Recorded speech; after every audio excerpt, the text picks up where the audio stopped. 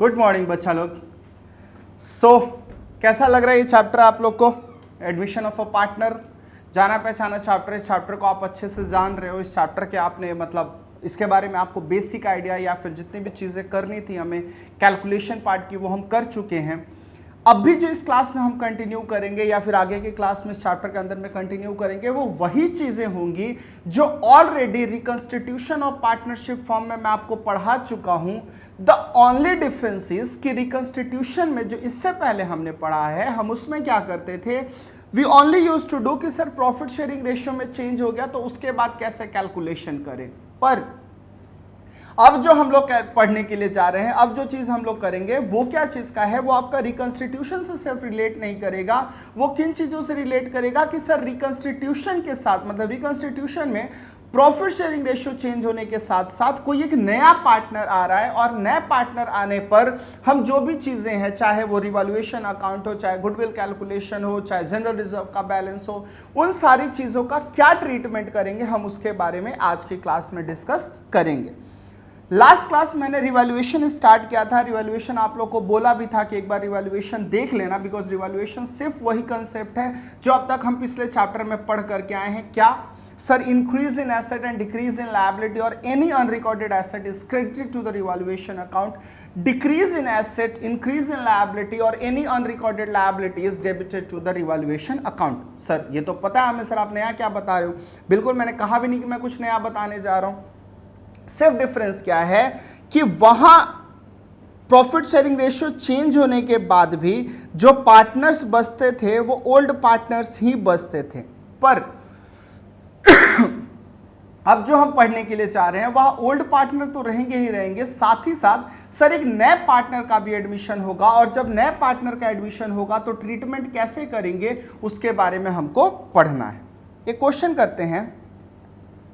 X, Y and Z are presently sharing profit and losses in the ratio of 5:3:2।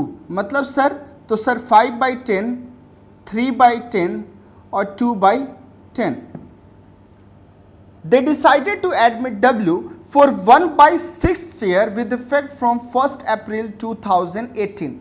आप लोग को मैंने बताया था ना बच्चे कि जब सिर्फ नए पार्टनर का शेयर दिया हो और सैक्रिफाइसिंग रेशियो वगैरह ना दिया हो तो हम क्या मान के चलते हैं कि they have sacrificed in their old profit sharing ratio. Question में यहाँ तक तो कहीं भी कुछ नहीं मेंशन है कि सैक्रिफाइसिंग क्या है, तो हम क्या मानेंगे कि सैक्रिफाइसिंग रेशियो क्या हो जाएगा तीनों पार्टनर्स का, 5:3:2। ठीक है ना, ये चीज क्लियर रहेगा। Okay. An extract of their balance sheet as on 31st March 2018 is as follows: sundry creditor 3 lakhs, outstanding rent 10,000, land and building 250, plant and machinery 1, stock 80, debtors less provision 2,90,000 rupees. Land and building was valued at rupees 2,85,000, मतलब 35,000 बढ़ गया तो plus 35,000 credit to revaluation account. Plant and machinery is to be depreciated by 15%, तो minus 15,000 debit. Stock is found overvalued by 38,000, मतलब जो आपका stock है वो आपने 38,000 से ओवर वैल्यू कर रखा है। अगर आपको ठीक करना है तो इसको क्या करना पड़ेगा, डाउन करना पड़ेगा, तो minus 38,000 debit. Provision for doubtful debt is to be made equal to 5% of the debtor। 3 lakh का 5% कितना होता है, 15,000। अभी तक आपने कितना रखा है, सिर्फ 10,000, मतलब 5,000 रुपए और आप क्या कर दोगे, debit. An item of rupees 30,000 included in the sundry creditors is not likely to be claimed, तो प्लस 30,000। लॉजिक समझ में आ रहा है ना सर? एक क्रेडिटर इंक्लूडेड है 30,000 रुपए का, उसने बोला मुझे अब पैसा नहीं चाहिए, तो क्रेडिटर को अगर पैसा नहीं चाहिए दैट्स अ बेनिफिट फॉर मी, मेरा पैसा कहीं जाना था, उस बंदे ने बोला कि नहीं नहीं मुझे पैसा नहीं चाहिए आप रख लीजिए, तो जब पैसा लेने से मना कर दिया that's a benefit for me, तो it should be included in the revaluation account by way of crediting. Rent outstanding is still 40,000, मतलब sir minus 4,000 out of the amount of insurance which was debited entry in the profit and loss account, 5,000 is to be carried forward as an unexpired insurance। अंग्रेजी का बड़ा सा line है but आप इसको समझिए तो कुछ है नहीं। बोला कि 5,000 रुपया जो आप इंश्योरेंस का एक्सपेंस दिखा रहे थे प्रॉफिट एंड लॉस अकाउंट के अंदर में, उसमें से जो 5,000 है that will be carried forward as an unexpired insurance. Unexpired insurance carry forward मतलब होने का मतलब क्या हुआ कि sir we will treat it as a prepaid expenses, और prepaid expenses is an asset for me, और एसेट को हम कहां पर रिकॉर्ड करते हैं, तो सर रिवॉल्यूशन अकाउंट के क्रेडिट साइड में, तो plus 5,000. Out of the total commission received, rupees 3,000 is to be treated as an advance commission, the amount earlier credited to the profit and loss account. मतलब sir ये जो 3,000 रुपया commission का, it is an advance commission, हमको advance में मिल गया, and advance commission is a liability for me, because किसी ने एडवांस में हमको पैसा दे रखा है, हमें उसे लायबिलिटी के तौर पे रिकॉग्नाइज करना है, तो माइनस कितना हो गया 3,000. An unaccounted accrued income rupees 1,000 to be provided for. 1,000 रुपए का accrued income है. A debtor whose dues of rupees 5,000 were written off as bad debt paid rupees 4,000 in full settlement. एक डेटर था जिसको आप 5,000 बैड डेट मान चुके थे, उसने आपको 4,000 रुपया फुल सेटलमेंट में दे दिया. Pass the necessary journal entry and prepare the revolution account. हम आते हैं सबसे पहले जर्नल एंट्रीज डिस्कस करने पे. हमारी पहली एंट्री क्या थी बच्चे, तो सर पहली एंट्री थी हमारी कि लैंड एंड बिल्डिंग को 35,000 से बढ़ाना था. जब लैंड एंड बिल्डिंग 35,000 से बढ़ाना है तो रिवॉल्यूशन अकाउंट में हमको इसको क्या करना है, क्रेडिट. तो एंट्री हम क्या पाएंगे, land and building account debit to revaluation account. Because जैसे ही आप यहाँ बगल में रिवॉल्यूशन अकाउंट अगर हम बना लेते हैं, तो रिवॉल्यूशन अकाउंट के अंदर में हम यहाँ क्या लिख सकते हैं, सर लैंड एंड बिल्डिंग 35,000 रुपये, सॉरी लैंड एंड बिल्डिंग कितना हो गया सर 35,000. अगला सर प्लांट एंड मशीनरी को 15,000 से कम करना है, मतलब revaluation account debit to plant and machinery account. हमने प्लांट एंड मशीनरी को क्या कर दिया, यहां पर 15,000 रुपये कम कर दिए. अगला stock is found over valued by rupees 38,000. Stock को कम कर रहा है, stock is an asset for me, और एसेट जब कम हो रहा है तो डेबिट कर देंगे हम लोग revaluation account debit to stock account. कितना, तो सर 38,000. अगला प्रोविजन फॉर डाउटफुल डेब्ट is to be made equals to 5% of the debtor. मतलब आपने प्रोविजन फॉर डाउटफुल डेट 5,000 से बढ़ाना है. Provision for doubtful date is a kind of liability, because ये आपके एसेट को कम कर रहा है, तो रिवॉल्यूशन अकाउंट में क्या हो जाएगा, debit, revaluation account debit to PFDD. PFDD provision for doubtful debt कितने का हो गया बच्चे, आपका 5,000 का. An item of rupees 30,000 including the sundry creditor is not likely to be claimed. ये 30,000 रुपए का सन्ड्री क्रेडिटर अब नहीं आने वाला है, तो वैसे केस में हम रिवॉल्यूशन अकाउंट में इसको क्या कर देंगे, क्रेडिट कर देंगे. तो sundry creditors account debit to revaluation account, creditors लिख करके हम 30,000 यहाँ पर क्रेडिट कर सकते हैं. अगला रेंट आउटस्टैंडिंग इज स्टिल 4,000, मतलब रिवॉल्यूशन अकाउंट में 4,000 डेबिट करना होगा, तो रिवॉल्यूशन टू आउटस्टैंडिंग रेंट 4,000. अगला out of the amount of insurance which was debited entirely in the profit and loss account, 5,000 is to be carried forward as an unexpired insurance. Sir unexpired insurance के तौर पे carry forward करा रहे हो, तो हम इसको एसेट मानेंगे, तो हम इसको क्या लिखेंगे, prepaid insurance account debit to revaluation account. Prepaid insurance कितना 5,000. अगला out of the total commission received 3,000 is to be treated as an advance commission. Sir liability, तो इसको लायबिलिटी के तौर पे रिलेट कर देंगे. Revaluation account debit to advance कितना, कमीशन इन एडवांस कितना 3,000. अगला an unaccounted accrued income rupees 1,000 was to be provided for. एक unaccounted accrued income है 4,000 का, ये प्रोवाइड करना है, तो रिवॉल्यूशन अकाउंट में इसको हम क्या कर देंगे, क्रेडिट कर देंगे. accrued income account debit to revaluation account.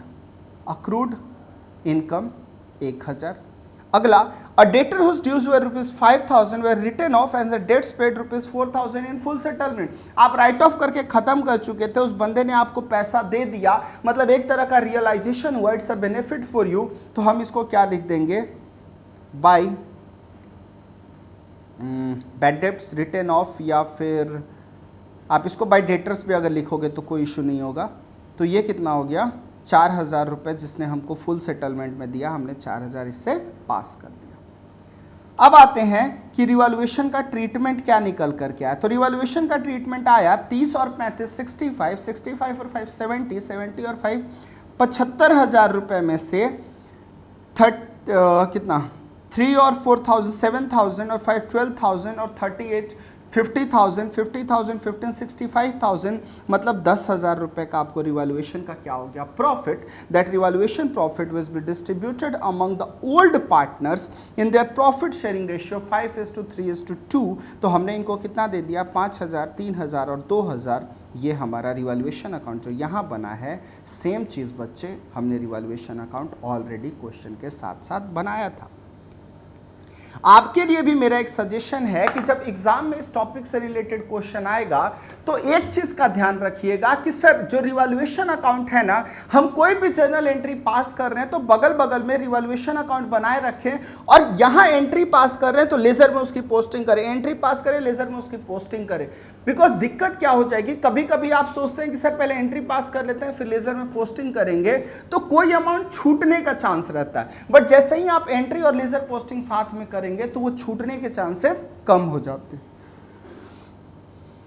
Next topic, adjustment for reserves and accumulated profit and losses.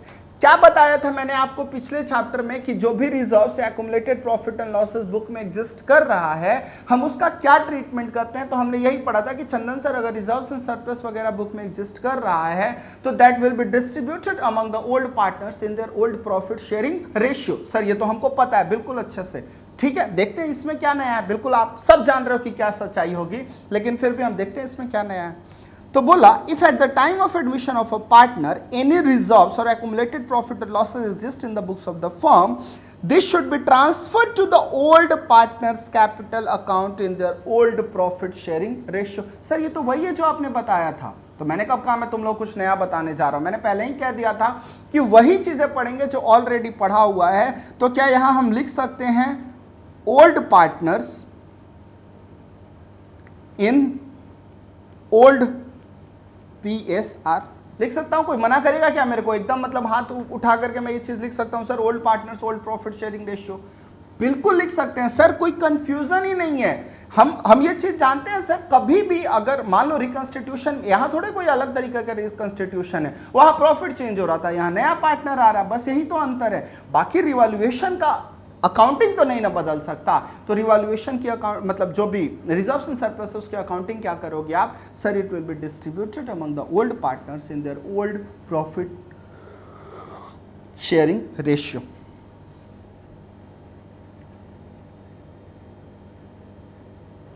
In their old profit sharing ratio, since reserves, accumulated profit and losses up to the date of admission of a new partner belong to the old partners and only and not to the new partners। वाह वाह वाह, तुमने मुझे एकदम नया तगड़ा ज्ञान दे दिया। जैसे ये मुझसे इंस्टीट्यूट एग्जाम में पूछने जा रहा है कि ऐसा क्यों करते हैं। भैया हमको भी पता है ना कि पुराने पार्टनर्स का पैसा है, पुराने पार्टनर्स का रिजर्व्स एंड सरप्लस है, नया पार्टनर कुंडली मार के उस पर थोड़े बैठ जाएगा। तो जब पुराने पार्टनर्स का पैसा है तो चुपचाप उठा करके उनको दीजिए, नवाबी काहे कर रहे हैं।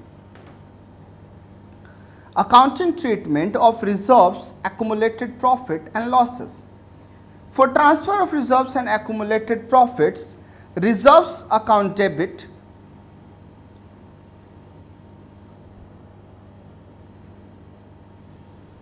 workman compensation reserve account debit, investment fluctuation reserve account debit to old partners capital account। क्या ट्रीटमेंट करेंगे हम लोग, reserves account debit, workman compensation account debit to old partners capital account. और दूसरा एक्यूमुलेटेड लॉसेस आप कैसे ट्रीट करोगे, तो for accumulated losses old partners capital account debit to profit and loss account to deferred revenue expenditure. Same वही sir, अगर फायदे की चीज़ है तो कैपिटल में क्रेडिट कर दो, अगर नुकसान की चीज़ है तो कैपिटल अकाउंट में डेबिट कर दो। सर ये आप ऑलरेडी पढ़ा चुके हैं लेकिन फिर भी रिपीट करा दीजिएगा तो अच्छा लगेगा हम लोग को। हम लोग तो मतलब निरीह प्राणी हैं सर, आप जितने बार बताइएगा उतने बार सुनने को आएंगे, ठीक है। Reserves, accumulated profit and losses should always be distributed even if the question is silent. Sir पता है हमको, आप रिकंस्टिट्यूशन कर रहे हो तो जो चीज ऑलरेडी एग्जिस्ट कर रही है क्वेश्चन न भी बोलेगा तो हम रिजर्व्स और accumulated profit and losses any how distribute करेंगे ही करेंगे. Workman compensation reserve say 1200 and the extent of liability say 150 should be credited to the workman compensation claim account and the balance of workman compensation reserve should be credited to the old partners capital account. Chandan sir ये तो आप already पिछले class में बता चुके हो, मतलब जो पिछला हमने रिकंस्टिट्यूशन पढ़ा था. मैं वही कह रहा हूँ बच्चे, मैं हर चीज़ आपको पहले इसके बारे में बता चुका हूँ कि मान लो अगर आपने 1.5 लाख रुपए का कंपनसेशन रिजर्व रखा है, लायबिलिटी आई 30,000, तो जो 1,20,000 बच गया चुपचाप पार्टनर को बांट दो वरना बड़ी मार खाओगे. नेक्स्ट, फिर रसोड़े में कोई आ जाएगा. Excess of investment fluctuation reserve over difference between the book value and the market value is credited to the old partners capital account. मैंने क्वेश्चन कराया था, अगर ढंग से याद करो तो. सर मार्केट वैल्यू चला गया, सर हमने इन्वेस्टमेंट फ्लक्चुएशन रिजर्व रखा है 1 लाख रुपए और जो मेरा reserve market investment fluctuation reserve रखा हुआ है सर हमने 1 लाख रुपए, जो मेरा मार्केट वैल्यू है इन्वेस्टमेंट का वो चला गया 80,000 और बुक वैल्यू रखी हुई थी सर हमने 1 लाख रुपए, मतलब हमको नुकसान कितने का हो गया 20,000 रुपये का. तो सर ये 20,000 इसके साथ एडजस्ट होगा और रिमेनिंग 80,000 क्या कर दोगे आप पार्टनर्स के कैपिटल अकाउंट में क्रेडिट. बताया है मैंने आपको इसके ऊपर. Machinery replacement fund is in the nature of accumulated depreciation and is not in nature of accumulated profits and hence it is not distributed among the partners. Sir ये नहीं बुझाया, जरा एक बार रिपीट कीजिए. याद है मैंने आप लोगों को पढ़ाया था डेप्रिशिएशन चैप्टर में कि मशीनरी रिप्लेसमेंट के लिए हम सिंकिंग फंड वगैरह में पैसा इन्वेस्ट करके रखते हैं. हम क्यों इन्वेस्ट करके रखते हैं? हम सिंकिंग फंड में पैसा इसलिए इन्वेस्ट करके रखते हैं ताकि कल को अगर सर क्या होता है हमको कोई प्लांट एंड मशीनरी रिप्लेस करना हो तो हमको उस फंड में इतना पैसा पड़ा रहे कि उस पैसे को यूटिलाइज करके हम एक नया प्लांट एंड मशीनरी अक्वायर कर ले. तो सर जब उस चीज को ऐसे ही यूटिलाइज करना है, मतलब that is for the purpose of replacement of an asset, that is not an मतलब क्या बोलूं मैं आपको, appropriation of profit. That is not an appropriation of profit. आप पैसा काट के अलग जगह रख रहे हो ताकि मशीनरी रिप्लेस करो, तो भैया भूल के भी जो आपका एक्युमुलेटेड मशीनरी रिप्लेसमेंट फंड है उसको रिजर्व्स एंड सरप्लस मत मान लेना. Employees Provident Fund represents the statutory liability due to the employees' contribution towards the Provident Fund and is not an accumulated profit, hence it is not distributed among partners. Sir इसका मतलब क्या हुआ? आप जब बड़े होगे ना, जब जॉब वॉब में करने जाओगे, जैसे मेरी भी जो सैलरी आती थी तो सैलरी में एक पोर्शन करता था पीएफ का, प्रोविडेंट फंड का. कहते हैं ये जो प्रोविडेंट फंड है ना, ये सरकार का बकायदा प्रोविडेंट फंड के लिए लॉ है. प्रोविडेंट फंड सरकार का रेगुलेशन है. तो अगर मान लो आपने एम्प्लॉइज का प्रोविडेंट फंड काटा है, that is a kind of A statutory liability, that is not a reserves and surplus for you. आपके बाप का पैसा नहीं था, वो पैसा किसका था? एम्प्लॉय का. और वो पैसा किसको जाना है? सरकार को जाना है. तो बोला भैया गलती से उसको एक्युमुलेटेड रिजर्व्स मत मान लेना, उसको अपने यहाँ डिस्ट्रीब्यूट करने का जरूरत नहीं है, वो अभी भी सरकार का ही है, वो आपके बुक्स में क्रेडिट नहीं होगा. तो ये दोनों में आप लोग जरा ध्यान रखिएगा. ये दोनों के बारे में मैंने आप लोग को पहले पिछले क्लास में नहीं बताया था, मतलब पिछले रिकंस्टिट्यूशन में, बट ये नया पॉइंट है यहाँ पर कि जो भी मशीनरी रिप्लेसमेंट फंड या एम्प्लॉइज प्रोविडेंट फंड्स वगैरह हो उसको आप अपने बीच में डिस्ट्रीब्यूट नहीं करेंगे. Question, X, Y and Z are sharing profit and losses in the ratio of 5:3:5:32 हो गया है, 5:3:2. They decided to admit W for 1/6 share with effect from 1st April 2018. The following items appear in the balance sheet as at 31st March 2018. General reserve 30,000, contingency reserve 5,000, profit and loss 15,000, advertisement suspense account 20,000 रुपये. Sir मैंने पूछा क्या? Sir एक कस्ट है sir, यहाँ पे आपने एक आइटम डेबिट कर रखा है. तो बाबू डेबिट कर रखा है तो ये एक तरह का क्या है? It's a kind of expense and losses for you, जो आपको अपने अकाउंट में डेबिट करना है. और जो भी प्रॉफिट्स है वो आपके अकाउंट में क्रेडिट. इसीलिए हमने क्या किया? General reserve account debit, contingency reserve account debit, profit and loss account debit. कभी कभी पोलियो मार देता है ना हमारे लाइन को. General reserve, contingency reserve, profit and loss 30, 5, 35 और 15, 50 distributed in their old profit sharing ratio 5:3:2. Advertisement suspense 20,000 distributed in their profit sharing ratio 5:3:2. दोनों की दोनों जर्नल एंट्री हमने यहाँ पर पास ऑन कर दी. कुछ है? बिल्कुल नहीं सर। सर अगर कोई खर्चा है, कोई नुकसान का चीज है तो इट विल बी डेबिटेड, और अगर कोई फायदा है, कोई प्रॉफिट पड़ा हुआ है, रिजर्व्स एंड सरप्लस पड़ा हुआ है तो it will be credited. Illustration number 18, the balance sheet of Shashi and Ashu sharing profit as 3:2। Goodwill दिया हुआ है, डेटर, सारा इंफॉर्मेशन आपको, एडवर्टीजमेंट, एक्सपेंडिचर, कोई ऐसा आइटम है नहीं जो मैं आपको अलग से बताऊं। ठीक है, ये क्वेश्चन क्या है सर? इस क्वेश्चन में बहुत कुछ करने को मिलेगा। On admission of Tanya for 1/6 share the profit in the profit it was decided. सबसे पहले ये ढूंढा करो क्वेश्चन में, सर कहीं नेट प्रॉफिट शेयरिंग रेशियो के बारे में बताया है? तो नहीं बताया, तो सर वो तो हमें एनी हाउ कैलकुलेट करना ही पड़ेगा। अगर 1/6 के लिए तान्या आती है, मत पोलियो मार देता है पेन को यार। 1/6 के लिए अगर तान्या आती है तो 1 में से 1/6 अगर निकल गया तो कितना बचा सर? तो सर बचा 5/6। ये 5/6 आप सर पहले बता चुके और क्वेश्चन साइलेंट हो तो किस रेशियो में डिस्ट्रीब्यूट हो जाएगा? तो सर 3/5 और 5/6 इंटू 2/5, मतलब सर ये कितना हो गया? तो 15/30, और ये कितना हो गया सर?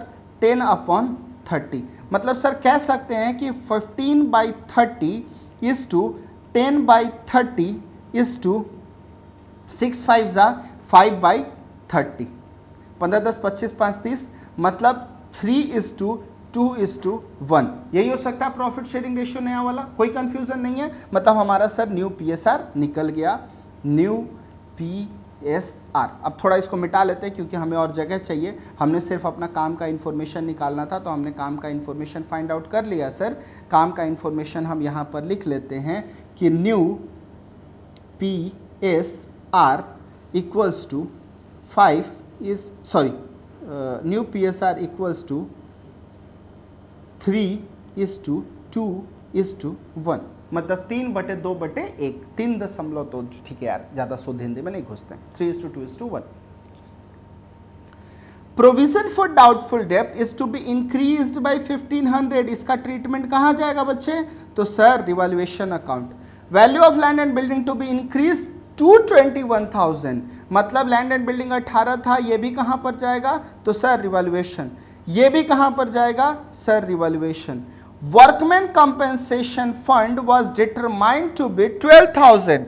आपने वर्कमैन कंपेंसेशन फंड 15,000 रखा है रिजर्व में, यहाँ पर 12,000 की लायबिलिटी है, तो 3,000 क्रेडिट टू पार्टनर।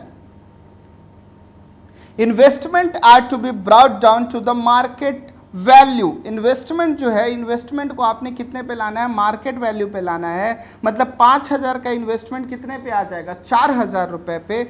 1,000 का नुकसान, लेकिन आपका रिजर्व इन्वेस्टमेंट फ्लक्चुएशन फंड कितने का है? 1500 का, तो 500 रुपये आपको क्या हो जाएगा? पार्टनर्स में क्रेडिट करना होगा। जिसको कन्फ्यूजन है बता देता हूँ। देखिए 5,000 रुपये का बुक में एग्जिस्ट करता था, बोला इसको 4,000 पे ले आओ मार्केट वैल्यू पे, तो नुकसान कितने का हो गया? तो आपने कहा सर 1,000 रुपये का। इसके अगेंस्ट में कोई फंड है क्या? तो बोले हाँ सर 1,500 रुपये का एक फंड यहाँ पे एग्जिस्ट कर रहा है, मतलब जो 500 रुपये आपको शॉर्ट पड़ रहा है वो 500 रुपये क्या हो जाएगा? क्रेडिट हो जाएगा पार्टनर्स में। मतलब हम लिख सकते हैं 500 credit to partner. Tanya bought in as a share of goodwill 10,000 in cash। ठीक है तान्या, तुम 10,000 कैश में लेकर के आई, हमें बहुत अच्छा लगा। हम इसकी जर्नल एंट्री कैसे कर देंगे? तो सबसे पहले तो गुडविल जो लाई उसका एंट्री करेंगे, उसके बाद उसको कैसे डिस्ट्रीब्यूट कर देंगे? तो sir profit sacrificing ratio, question silent है तो क्या हो जाएगा? 3:2 का ही रहेगा, मतलब 10,000 में से 6,000 किसको चला जाएगा? शशि को, और 4,000 रुपये किसको चला जाएगा? आशु को। ये दोनों क्या हो जाएगा? इसके अकाउंट में क्रेडिट। एंट्री क्या हो जाएगी? Premium for goodwill to Shashi to Ashu. Tanya to bring further cash of ₹50,000 as a capital cash account debit to capital account. An unrecorded furniture having value of 6,000 is to be brought into the books unrecorded asset revaluation account में credit। मतलब sir हाँ, ये कह सकते हैं कि sir जितने भी आइटम्स थे आपने सबका ट्रीटमेंट क्या होगा वो तो बता दिया। अब हम क्वेश्चन सॉल्व करने की तरफ जा रहे हैं। सबसे पहले मांगा आपसे बाबू रिवैल्यूएशन अकाउंट। रिवैल्यूएशन अकाउंट में हमारी कौन कौन सी एंट्री है? 1 2 3 और कौन सा है? तो सर 4 आते हैं रिवैल्यूएशन अकाउंट। 1 2 3 4 कैसे? सर एक है आपका provision for doubtful date, land and building, stock, furniture, बाकी तीनों बढ़ रहे हैं, ये डेबिट हो जाएगा। 11,500 माइनस 1,500 10,000 पार्टनर्स के कैपिटल अकाउंट में credit in their old profit sharing ratio. तो एक को 6,000 एक को 4,000। कोई कॉम्प्लिकेशन तो नहीं लग रहा ना इस क्वेश्चन में? सर क्वेश्चन में इंफॉर्मेशन सिर्फ लंबा है, हमको पता है कि हमें इस 4 आइटम आपने क्वेश्चन कराते वक्त ही बता दिया कि sir this should be transfer to the capital account, sir revaluation account. तो सर एक काम करते हैं ना, हम सिंपली उन चीज़ों को रिवैल्यूएशन अकाउंट में ट्रांसफर कर लेते हैं और ये डेबिट कर देते हैं, फ़ायदा आ जाएगा। दूसरा पूछा प्रिपेयर पार्टनर्स कैपिटल अकाउंट। अब पार्टनर कैपिटल अकाउंट बनाना है तो हम शुरुआत किससे कहते हैं? ओपनिंग कैपिटल से 15,000 10,000। दूसरा सर रिवैल्यूएशन वाला डाल सकते हैं? मैंने बोला बिल्कुल डाल सकते हैं। चलो इसने बाद में डाला है, हम भी देख लेंगे इसको। कुछ और तो सर एक कंटिंजेंसी रिजर्व है सर 28,500। कोई कंटिंजेंसी से रिलेटेड इंफॉर्मेशन नहीं है, रिजर्व है तो उसको क्या कर दो? ओल्ड पीएसआर में बांट दो। वर्कमैन कंपेंसेशन फंड कितना एक्सेस आया था? तो सर वर्कमैन कंपेंसेशन फंड में हमारा 3,000 एक्सेस आया था। उस 3,000 एक्सेस को 3:2 में हम बांट देंगे। ध्यान आया कैसे एक्सेस आया था? बोला वर्कमैन कंपेंसेशन फंड है 15,000 का, लायबिलिटी सिर्फ 12,000 की है, तो 3,000 एक्सेस हम बांट देंगे। Investment fluctuation reserve sir 500 extra आया था, तो वो 500 भी बांट देंगे। रिवैल्यूएशन भी बांट दिया। कैपिटल लाया था 15,000, दिखा दिया। प्रीमियम फॉर गुडविल जो 10,000 लाया था सर, वो बाकी दोनों के अकाउंट में 3:2 के रेशियो में बट गया, तो 6,000 और 4,000।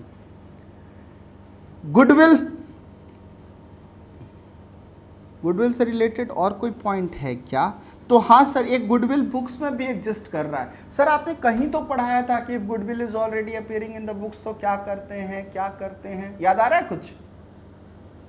क्या करते हैं अगर goodwill already appearing in the books है?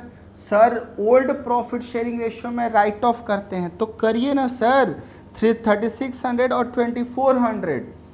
एडवर्टीजमेंट एक्सपेंडिचर है 5,000, सर उसको भी राइट ऑफ कर दीजिए 3,000 एंड 2,000। सर सारा ऐड कर दीजिए, उसमें से इनको माइनस कर दीजिए, जो बैलेंस आएगा उसको हम क्या नाम देंगे? Balance CD. ठीक है। नेक्स्ट, अब बैलेंस शीट की बात करते हैं कि बैलेंस शीट कैसे तैयार होगा। सबसे पहले एक एक आइटम से रिलेटेड। डेटर्स कितने के थे? तो सर डेटर्स 22,000 माइनस 1,000 21,000 रुपए के थे। Provision for doubtful debt to be increased by 1,500, मतलब सर 22,000 में से अब आप टोटल कितना माइनस करोगे? तो पुराना 1,000 नया 1,500 दोनों जोड़ के 2,500, तो 22,000 माइनस 2,500 19,500। लैंड एंड बिल्डिंग कितने का था? तो 18,000। कुछ इंफॉर्मेशन है क्या? तो बोला हाँ सर इंक्रीज हो गया, तो land and building 21,000। Plant and machinery से रिलेटेड कोई इंफॉर्मेशन नहीं सर, तो प्लांट एंड मशीनरी 7,000। इन्वेस्टमेंट, हाँ सर ये गलती आप कर सकते हैं। इन्वेस्टमेंट में क्या हुआ? बोला इन्वेस्टमेंट कितने पर आपको रिड्यूस करना है? मार्केट वैल्यू पे, तो इन्वेस्टमेंट आपने कितने पर शो कर दी? 4,000 पे। स्टॉक से रिलेटेड बोला सर स्टॉक 2,500 से इंक्रीज करना है, तो 11,000 प्लस 2,500 13,500। बैंक के बैलेंस को आप कुछ नहीं कर सकते, तो बैंक का बैलेंस था कितना? बैंक का बैलेंस 15,000।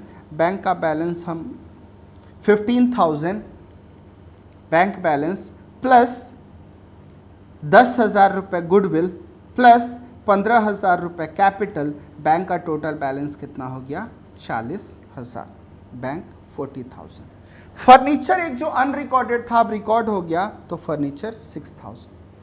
क्रेडिटर से रिलेटेड कोई इंफॉर्मेशन नहीं है चंदन सर, मतलब सर क्रेडिटर उसी वैल्यू पे carry forward. Employees provident fund, थोड़ा देर पहले मैं ज्ञान दे रहा था, employees provident fund is an statutory liability, उसको कोई छेड़छाड़ नहीं करते, तो बोले सर उसको बुक वैल्यू पे कैरी फॉरवर्ड।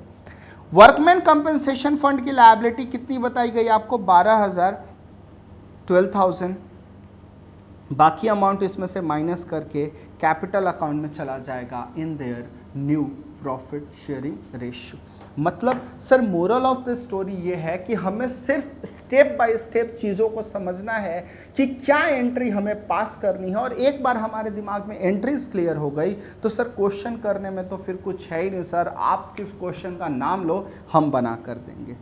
ठीक है, अगर तुम इतने फॉर्म में हो तो क्वेश्चन नंबर 19 तुम्हारी रिस्पॉन्सिबिलिटी। कोई कष्ट नहीं होगा ना बाबू, देखो मैं इसलिए तुम्हारा 19 दे रहा हूँ ताकि तुम्हारी भी थोड़ी प्रैक्टिस होते रहे। So question number 19 is homework. जा सर, क्या हुआ सर? क्वेश्चन नंबर 19 में मेमोरेंडम बैलेंस शीट है, इसको तो देख के ही डर लगता है। ठीक है, मैं बताता हूँ।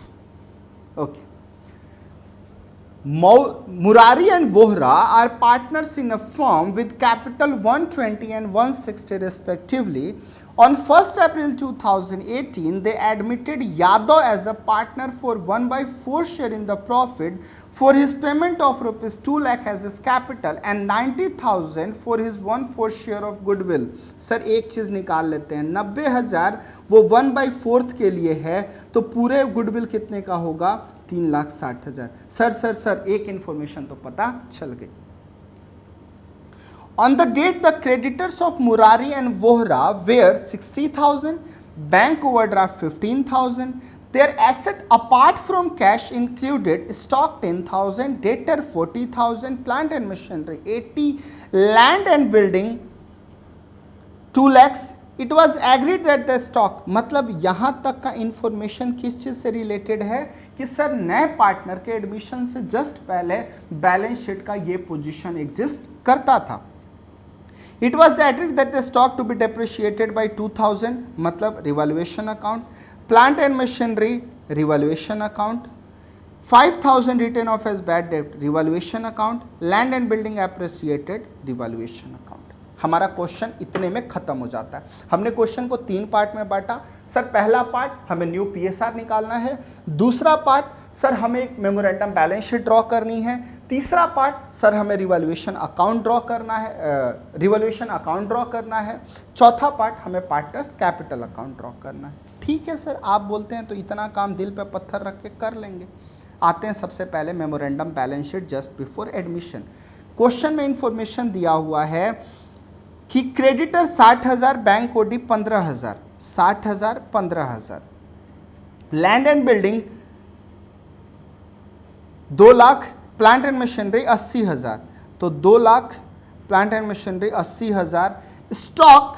स्टॉक से रिलेटेड कुछ है क्या? हाँ सर, 10,000 रुपये का स्टॉक है, तो स्टॉक हमने कितने का रख लिया? 10,000 रुपये का।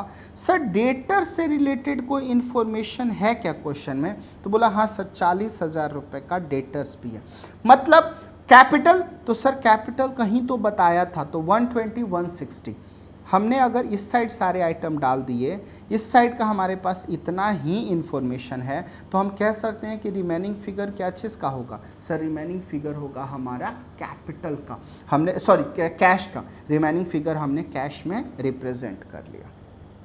आगे अब सर जब बैलेंस शीट आ गई तो रिवैल्यूएशन की बात करते हैं। बोला रिवैल्यूएशन में stock was to be depreciated by 2,000, ठीक है sir. Plant and machinery depreciated by 20%, ठीक है सर, बिकॉज डेप्रिशिएट कर रहे हो मतलब वैल्यू कम कर रहे हो। बैड डेट्स आपने written off as bad debt 5,000 should be written off as bad debt, तो बैड डेट भी हो गया कितने का? 5,000 का। बस एक लैंड एंड बिल्डिंग है सर जो सहारा दे रहा है, 25% से बढ़ाना है। 2 लाख का 25% होता है 50,000। सब माइनस करो तो क्या निकल करके आ जाएगा आपको? सारा माइनस करके, सारा माइनस करने के बाद जो फिगर आएगा सर, उस फिगर को हम लोग नाम देते हैं profit on revaluation transfer to capital account. ये आ गया तो फिर तो क्वेश्चन में कुछ बचा ही नहीं सर। कैपिटल, वो अपना कैपिटल कितना लेकर के आया, प्रॉफिट ऑन रिवैल्यूएशन हमने बांट दिया, और 90,000 रुपये लाया था कोई सैक्रिफाइसिंग रेशियो वगैरह नहीं दिया हुआ है, प्रॉफिट शेयरिंग रेशियो नहीं दिया हुआ है, तो क्या मानेंगे कि इन दोनों ने कितना कंट्रीब्यूट किया होगा 1:1 में, तो 45 और 45 लास्ट में आ गया बैलेंस CD। मैंने क्यों किया 1:1 में? सर क्वेश्चन साइलेंट है सर, क्वेश्चन में कुछ बताया ही नहीं है कि किस रेशियो में कंट्रीब्यूशन आ रहा है, तो जब रेशियो ही नहीं बताया, क्या प्रॉफिट शेयरिंग रेशियो वही नहीं बता रहा, क्वेश्चन इज साइलेंट, तो we will treat it as equally, और हमने इक्वल के हिसाब से कैलकुलेशन कर डाली। फिर आते हैं बैलेंस शीट। कैश का बैलेंस निकला कितना था हमारा 25,000 प्लस 90,000 आ गया सर गुडविल, प्लस 2 लाख रुपए आ गया सर क्या चीज का, तो सर 2 लाख रुपए आ गया कैपिटल का, टोटल हो गया 3,15,000 रुपए। मतलब मान सकता हूं मैं कैश 315 है तो कैश 315। प्लांट एंड मशीनरी 80,000 में से डेप्रिसिएशन गया तो 64,000, लैंड एंड बिल्डिंग 50,000 से बढ़ गया तो 250, स्टॉक 2,000 से घट गया तो 8,000, डेटर 5,000 से घट गया 35, बैंक ओडी में नो चेंज, क्रेडिटर्स में नो चेंज, लास्ट में तीनों का जो कैपिटल हमने यहाँ निकाला है वो कैपिटल यहाँ पास ऑन कर दिया। आप ध्यान से देखो, देखने से लग रहा था सर मेमोरेंडम बैलेंस शीट बनाना है, सर कैसे होगा? क्या है memorandum balance sheet? Memorandum balance sheet का मतलब होता है कि generally balance sheet prepare as on date, मतलब at the end of the financial year, but question में हमको अचानक से रिक्वायरमेंट है तो हम क्या करते हैं, एक मेमोरेंडम बैलेंस शीट बनाते हैं उस दिन का जिस दिन हमें इंफॉर्मेशन फाइंड आउट करना था। अब इलस्ट्रेशन 20 तो बाबू तुम्हारा होमवर्क है, अब इसके लिए तुम लोग रो चाहे हंसो। अब मेमोरेंडम रिवैल्यूएशन अकाउंट का रोना मत रोना, ये क्वेश्चन में कुछ भी नहीं है, एक normal revaluation balance sheet goodwill calculation का क्वेश्चन है, तो ये तो तुम्हें करना ही पड़ेगा, ये नहीं खाओ। आगे एडजस्टमेंट ऑफ कैपिटल, सर सुना हुआ है सर, हाँ बिल्कुल सुना हुआ है। एडजस्टमेंट ऑफ कैपिटल का मतलब क्या है कि नए पार्टनर के कैपिटल के बेसिस पे, नए पार्टनर की जितना आप कैपिटल लाने को बोल रहे हो उस कैपिटल के बेसिस पे पुराने पार्टनर्स का कैपिटल डिसाइड करते हो, और अगर किसी पुराने पार्टनर ने एक्सेस कैपिटल दे रखा है तो उसको पे करके उसके अकाउंट को क्लोज कर दो, और अगर कम कैपिटल दे रखा है तो उससे और कंट्रीब्यूशन ले लो। सेम चीज बस पुराने केस में हमारा एग्जिस्टिंग पार्टनर्स में ही हो जाता था, यहां हमको नया पार्टनर आ रहा है। याद आ रहा है कुछ कुछ? सर हाँ, प्रॉफिट शेयरिंग रेशियो चेंज होता था तो हम देखते थे कि उसका कैपिटल कंट्रीब्यूशन किस प्रोपोर्शन में होना चाहिए, और उसके बाद कोई लाता था, कोई निकाल के बैलेंस ले जाता था। सेम चीज यहाँ भी, नए पार्टनर्स के बेसिस पे डिसाइड करो कितना कैपिटल कंट्रीब्यूशन होना चाहिए, और जो कैपिटल कंट्रीब्यूशन आ रहा है वो अगर किसी का ज़्यादा है तो उसको पे कर दो, और किसी का कम है तो उससे ले लो। Adjusting the capital of old partners on the basis of capital of incoming partner when the total capital of the firm is not given. क्या स्टेप्स है? पहला, कैलकुलेट न्यू PSR, पुराना वाला logic. Calculate the total capital of the new firm as follows. Total capital equals to new partner capital reciprocal of proportion of share of the new partner. नया partner sir 1/4 share के लिए 1 लाख रुपया capital ला रहा है। मैं आपसे बोलूं कि बताइए इसके प्रोपोर्शन में टोटल कैपिटल कितना होना चाहिए, तो सर 1 लाख इंटू 4/1 कर देंगे तो पता चल जाएगा ना सर, फर्म का टोटल कैपिटल 4 लाख रुपया होना चाहिए। वही चीज यहां बता रहा है कि उसके रेसिप्रोकल में कैलकुलेट करो कि टोटल कैपिटल इन्वेस्टमेंट कितना होना चाहिए। Calculate the new capital of the old partners as follows, total capital of the new firm into new share of the old partner. अब पता चला कि टोटल कैपिटल है 4 लाख रुपए का, उसमें से जो पुराने पार्टनर्स हैं एक का रेशियो है 2/4 और एक का रेशियो है 1/4, मतलब एक कितना लाएगा 2 लाख और एक कितना लाएगा 1 लाख रुपए। मतलब जो भी नया प्रॉफिट शेयरिंग रेशियो आ रहा है उसके बेसिस पे आप उनका कैपिटल जोड़ लो।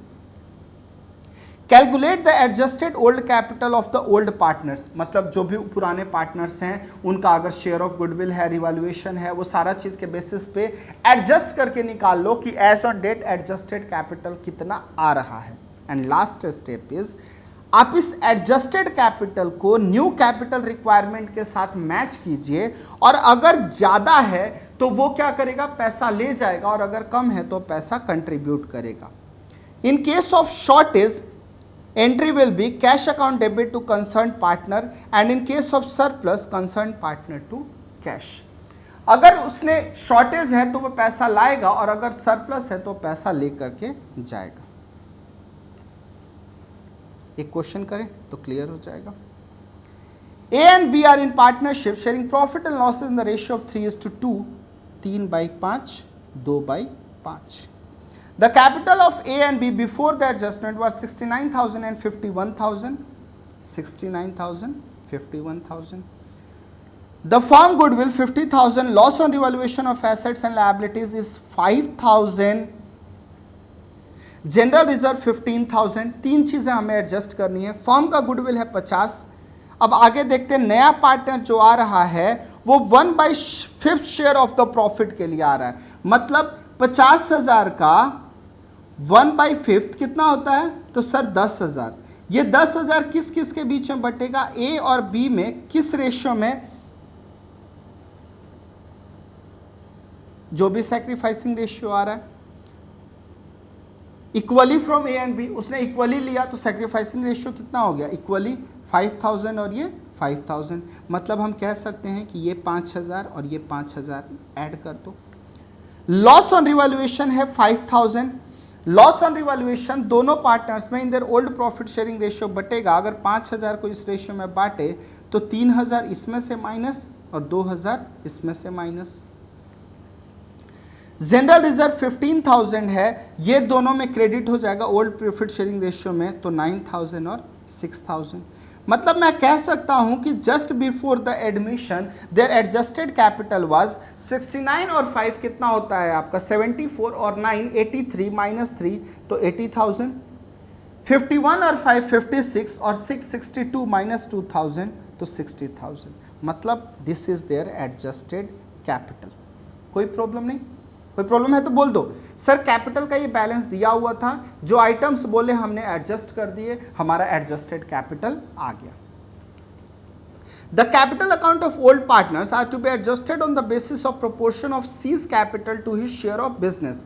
अब सी कैपिटल कितना ला रहा है? 35,000 फॉर 1/5 शेयर. यहां लिखा हुआ है ना क्वेश्चन में, फॉर 1/5 शेयर. मतलब टोटल कैपिटल कितना होगा? तो इंटू 5 कितना निकल करके आता है? 30 इंटू 5 150 और 5 इंटू 5 25, 1,75,000. ये 1,75,000 total capital of new firm. ये नए फर्म का टोटल कैपिटल हो गया. अब ये 175 में से तीनों पार्टनर्स का अगर हम शेयर देखें तो कितना कितना है? तो सर सी ने लाया 35,000, इसका तो कोई चेंज होगा नहीं. नया प्रॉफिट शेयरिंग रेशियो क्या है सर? तो नया प्रॉफिट शेयरिंग रेशियो हमें निकालना है. चलो देख लेते हैं. 3/5 में से इसने दिया था 1/5 का हाफ, तो 1/10 माइनस कर दिए तो कितना बचा? 5/10. और 2/5 माइनस 1/10 तो 3/10. न्यू प्रॉफिट शेयरिंग रेशियो कितनी हो गई? 5:3:2. मतलब ये 35,000 लाएगा अपने 2 शेयर के लिए, ये 3 शेयर के लिए लाएगा 52,000 और ये कितना लेकर के आएगा आपका? 87,500. ठीक है. हमने कैसे निकाला ये? सर 1/75 को नए प्रॉफिट शेयरिंग रेशियो में बांट दिया तो 87,500, 52 और 35. पहले से कितना था? तो सर 80,000 और इसका कितना था? 60,000 रुपये. मतलब सर ये 7,500 और लेकर के आएगा और ये 8,000 क्या कर लेगा? विड्रॉ कर लेगा. कोई कंफ्यूजन है? देखो ये कैपिटल होना चाहिए, ये कैपिटल है, मतलब इसको और लाना है तो ये 7,500 लाएगा और ये क्या कर देगा? आपको 8,000 विड्रॉ कर ले जाएगा. Journal entry. Cash to A capital, B capital to cash. ये लाएगा और ये लेकर के चला जाएगा. 1 मिनट, इसका कैपिटल आया कितना है? 52,500 आया था क्या अपना?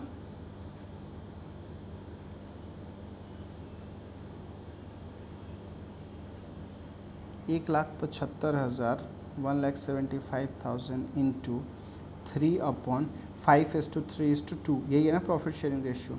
10 ये कट गया, ये कट गया. 17,500 इंटू 3 तो 0 0 5 3 15 5 1 3 7 21 और 120 to 2 1 और 3 1 3 + 2 52,500 हो जाएगा. ये 52,500. मतलब इसको कितना लेकर के आना पड़ेगा? 7,500 रुपया. 7,500 इसने एडिशनल विड्रॉ कर लिया और इसने 7,500 एडिशनल कैपिटल ला दी। सेम एक और क्वेश्चन है एडजस्टेड कैपिटल के ऊपर। आप लोग बनाएंगे, रिवॉल्यूशन अकाउंट बनाना है, पार्टनर्स कैपिटल अकाउंट बनाना है और नए कैपिटल के बेसिस पर आपने कैपिटल इंट्रोडक्शन या रिडक्शन करना है। कुछ इलस्ट्रेशन मैंने इन टॉपिक्स के ऊपर आप लोग को दे रखे हैं, सारे के सारे इलस्ट्रेशंस हैं। इलस्ट्रेशंस आप लोग एक बार खुद से बनाएंगे, सब वही क्वेश्चंस हैं, कुछ भी नया नहीं है। सारे के सारे क्वेश्चंस उसी चीज़ से रिलेटेड हैं कि आपने मतलब रिवॉल्यूशन, अगर आपके पास एक फ्रेश क्वेश्चन आता है तो कैसे आपको करने हैं। कुछ क्वेश्चंस मैंने लास्ट में दिए हैं जो आप लोग को बनाने हैं बाद में, करीब 8-10 क्वेश्चन हैं। और शुरू के कुछ इलस्ट्रेशन जो एकदम सेम टॉपिक से है वो जब खुद से करोगे तो क्लियर हो जाएगा। मतलब we have covered sufficient number of topics from this question. हमने हर टॉपिक के ऊपर डिस्कस किया, एक क्वेश्चंस किए हर टॉपिक के ऊपर। कुछ क्वेश्चंस तुम्हारे बनाने के लिए हैं ताकि तुम इस चैप्टर को और अच्छे से समझ सको। अगर कहीं प्रॉब्लम होगा तो तुम लोग बता देना, मतलब तुम्हारे डाउट सेशन में I will clear those doubts. So we will in the next class will go for retirement and death, और उससे ज़्यादा आप लोगों को रिजोल्यूशन वगैरह पढ़ना नहीं है। Will close this chapter, then जो रिमेनिंग चैप्टर्स बचे हैं हम उनकी तरफ मूव करेंगे। Till then bye bye, thank you.